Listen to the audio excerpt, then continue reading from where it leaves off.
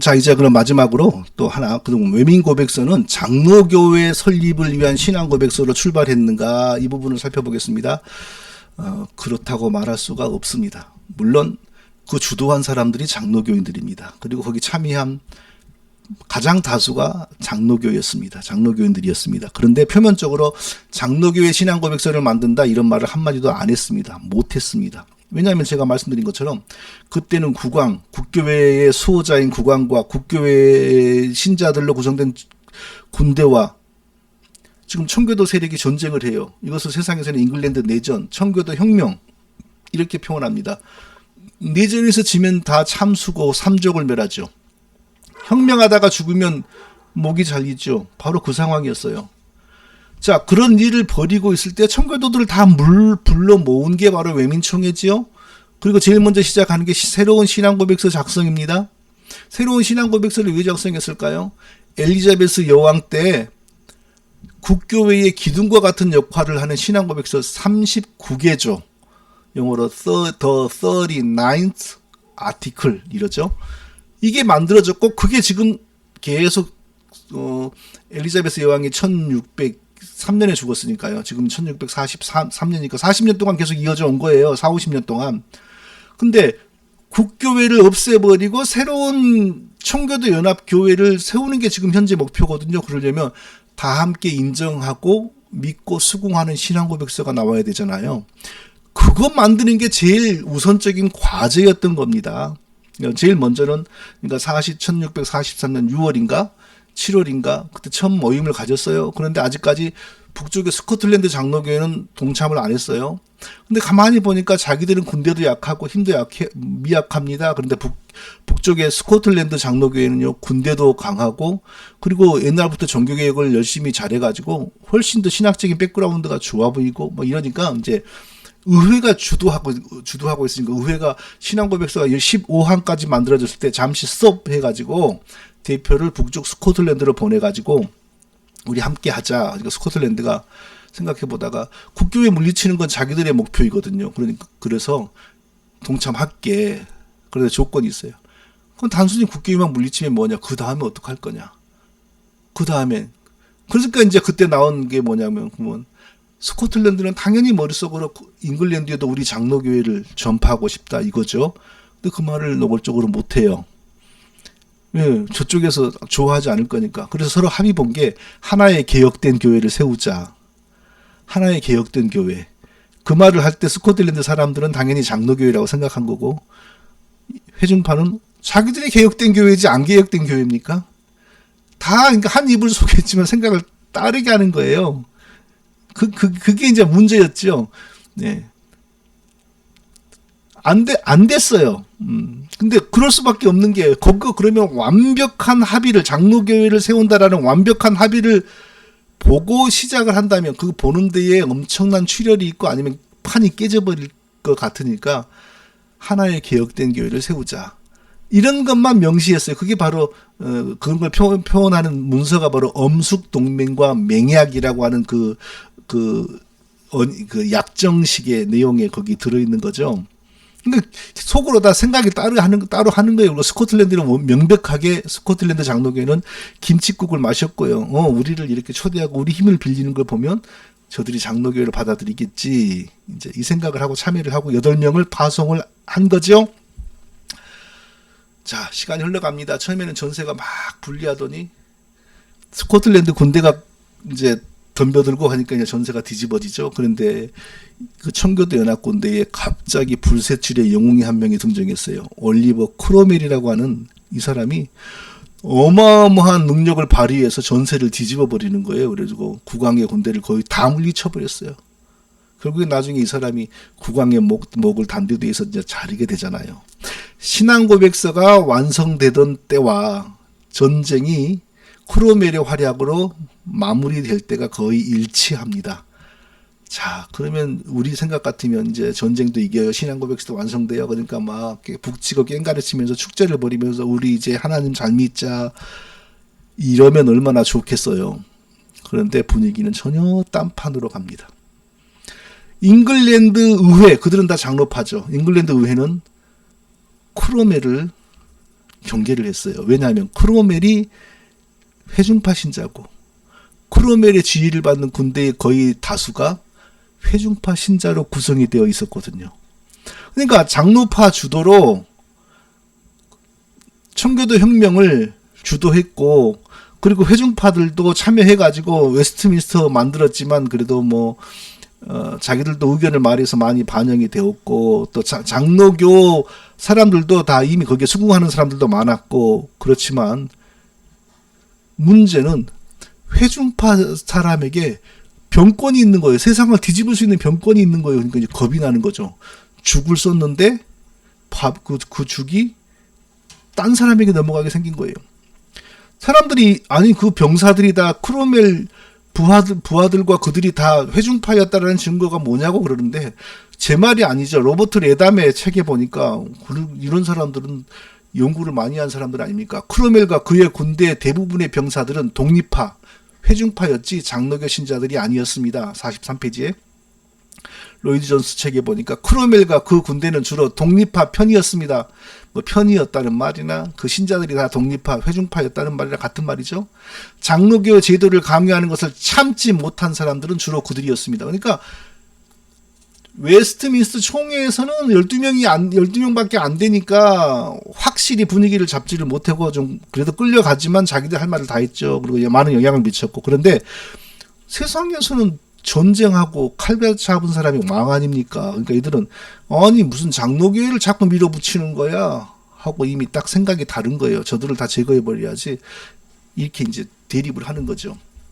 결국 웨스트민스터 그 신앙고백서가 완성되던 바로 그 해인가요? 하여튼 그 무렵에 크로멜이 군대를 이끌고 자기 부하들을 이끌고 런던으로 들어가 가지고 그러니까 루비콘 강을 건넌 거죠. 시저 율리어스 카이사르가 루비콘 강을 건너갖고 그 로마를 장악해버린 것처럼 의회 장악하고 장로파 신자들 전부 추방해버리고 회중파로 그 자리 다 채워버리고 의회를 장로파들은 그 이후 못 들어옵니다. 한 번도 아니고 2년에 걸쳐 2번을 그려버려요. 그러니까 이 이후 잉글랜드에서는 장로교 운동이 사라져버립니다. 자, 서로 같은 신앙을 가졌으면 이럴까요? 서로 같은 영의 지배를 받으면요. 이렇게 하다가도 그만합니다. 왜? 영적으로 형제니까. 이슬람에서 수니파와 시아파가 아주 목숨 걸고 싸우는데 왜 그럽니까? 단순히 정치적인 이유만은 아니죠. 서로 신앙이 다르고 서로 지배받는 신이 다르기 때문입니다. 서로를 지배하는 영이 다르기 때문입니다. 잉글랜드의 회중파와 장로파도 마찬가지죠. 진짜 같은 영의 지배를 받으면 처음에 싸우다가도 한쪽이 한쪽을 완전히 없애버리는 지경까지 안 갑니다. 완전히 크로멜이 잉글랜드에서 장로교를 없애버립니다. 바로 없어져 버린 장로교회가 지도하여 만들어낸 게 외민총회고 외민신앙고백서입니다. 그런데 그들이 다 없어졌는데 외민고백서가 무슨 소용이 있습니까? 이 이후로 잉글랜드에서는 외민고백서를 찾는 사람이 한 명도 없어집니다. 자, 잉글랜드는 이제 회중파가 완전히 잡아버렸고 회중파의 나라가 돼버렸지 않습니까? 이 상황이 거의 12년이 이어집니다. 그런데 북쪽의 스코틀랜드는 여전히 장로교회입니다. 자, 같은 영의 지배를 받으면 싸우지 않겠죠. 그러나 서로 영이 달라요. 종교가 달라요. 하나님 믿지만 그래도 너무 그 믿는 방식이 달라요. 그러니까 뭐 예정된 거죠. 전쟁은 먼저 스코틀랜드 장로교 군대가 일어났어요. 그러나 크로멜을 당할 수 있나요? 크로멜이 회중파 군대가 바로 응전해서 스코틀랜드를 점령해버리고 수도 에든버러를 점령해버립니다. 그것도 한 번이 아니고 2번의 전쟁에서 2번 다 그렇게 수도를 점령해버립니다. 그리고 장로교회 말살해버리고 회중교회를 강요해버립니다. 그러니까 스코틀랜드도 한 12년 동안 회중교회 나라가 돼버렸죠. 자, 생각해보세요. 이런 일이 예사로운 일입니까? 같은 영, 같은 성령의 지배를 받으면 이렇게 서로 죽여버리고 서로를 한쪽을 말살해버릴까요? 이런 열매를 보세요. 이들이 같은 영의 지배를 받는 종교였는지. 자, 이 판국에 이렇게 되었는데 외민고백서가 무슨 의미가 있어요? 없어요. 그러니까 외민고백서는 만들어지고 단 하루도 재구시를 해본 적도 없고 바로 휴지가 돼버린 겁니다. 10년 이상 영국 잉글랜드, 스코틀랜드, 그리고 잉글랜드에 복속된 아일랜드, 웨일즈 다 회중교회 나라가 돼버렸고, 아일랜드 같은 경우는요, 그 무렵에 국민의 4분의 1이 크로멜 군대에 학살당했습니다. 아일랜드인가 웨일즈인가. 예, 지금도 그래서 그 나라에서는 크로멜 그룹이 이를 갈아요, 국민들이. 그러면 외민 고백은 다시 언제 역사 속에 부활했냐? 자, 회중교회 세상이 한 12년 이어졌고요. 12년이 좀 넘나요? 그리고 크로멜이 죽으니까 다시 국교회 세력이 반란을 일으켜가지고 다시 국교회가 국가교회가 되었어요. 계속 장로교회 말살, 외민고백도 말살, 뭐 찾는 사람도 없어요. 외민고백 다 잊혀졌어요. 근데 1882년에 명예혁명이 일어나지 않습니까? 명예혁명이 일어났을 때 이제 종교의 자유가 이제 보장이 됩니다. 그래서 스코틀랜드의 장로교회도 이제 다시 허용이 되어서 다시 이제 살아났는데요. 이제 그때부터 스코틀랜드 장로교회가 우여곡절이 있지만 지금까지 이어진 거고, 그들을 통하여 장로교회가 미국으로 갔고 미국에서 장로교회가 한국으로 들어온 거죠. 근데 그 스코틀랜드가 자기들은 원래 그 낙스가 만든 1665년, 1660년에 스코틀랜드 신앙 고백서까지 버리면서 많은 것을 희생하면서 여럿이 함께 외민 고백을 만들었지 않습니까? 다 떠나갔어요. 다 떠나가. 그들의 흔적은 다 남아있고 흔적을 남기고 다 떠나갔어요. 근데 스코틀랜드가 너무 우직하게, 너무 의리 있게 그 외민 고백을 붙드는 거예요. 좋죠. 거기 대부분의 내용이 우리하고 맞고 장로교회가 맞으니까. 근데 문제는 뭐냐?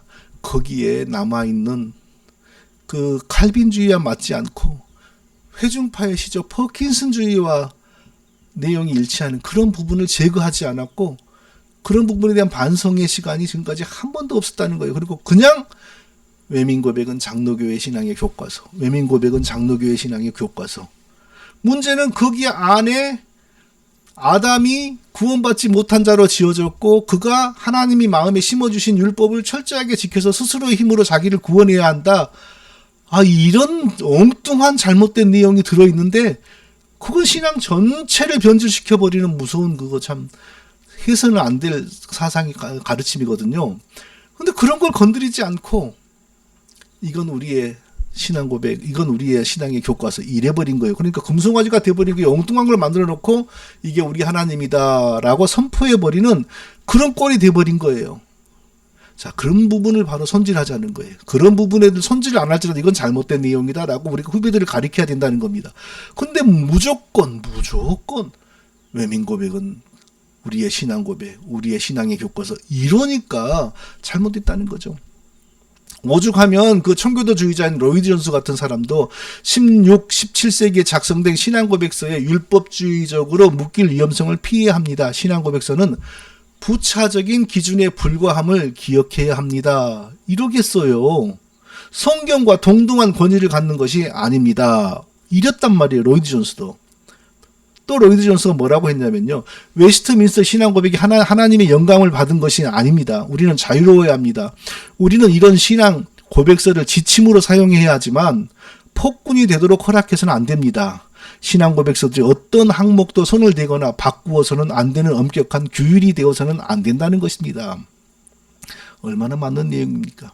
성경에 비추어서 계속 손질하고 해석해봐야죠. 맞지 않으면 잘라내고 고쳐야죠. 프랑스 신앙 고백서 칼빈이 죽은 지 2년 후인가 만들어진 거죠. 거기에 무슨 말이냐면요. 사람의 지혜, 판단, 선포, 칙령, 포고, 회의가 뭡니까? 웨스트민스터 신앙 고백서 같은 거죠. 혹은 이적 등 어떠한 것의 권위도 성경의 여러 책들을 반대할 수 없고 오직 모든 것이 성경에 일치되게 검토되며 규정되며 개혁되어야 한다. 성경에 맞지 않은 내용은 언제든지 잘라내야 돼요. 그래서 미국의 대표적인 장로교단인 PCA 교단도 최근에 헌법을 어떻게 바꿨냐면요. 목사 안수를 받을 때 신학생이 예를 들면 제가 말한 그 웨스트민스터 신앙고백의 19장, 7장 이런 데에 아담이 구원받지 못한 상태로 만들어졌고 하나님이 마음에 심겨주신 율법을 철저하게 지킴으로 그 공로로 구원을 얻도록 하나님이 만드셨습니다. 이런 내용은 제가 믿을 수 없습니다. 그러면 미국 PCA 교단은 노예가 검토해서 허용을 해요. 당연히 그래야죠. 이런 것도 지금 연구해보지도 않고 무조건 웨스트민스터 신앙 고백은 지금까지 우리가 해오던 대로 지켜야 합니다. 우리의 신앙의 교과서입니다. 그래 버리면 그게 바로 금송아지 숭배란 말이에요. 자기들의 금송아지를 만들어 놓고 이게 우리의 하나님이다. 이것이 바로 우리를 애굽에서 인도해온 하나님이다. 라고 해버린 거하고 뭐가 달라요? 그래서 신앙 고백서와 같은 문헌은 금송아지가 되지 않도록 우리가 늘 검토하고 성경으로 돌아가야 한다. 그것이 바로 자 오늘 우리가 공부한 내용입니다. 또 나중에 뵙도록 하겠습니다. 안녕히 계세요.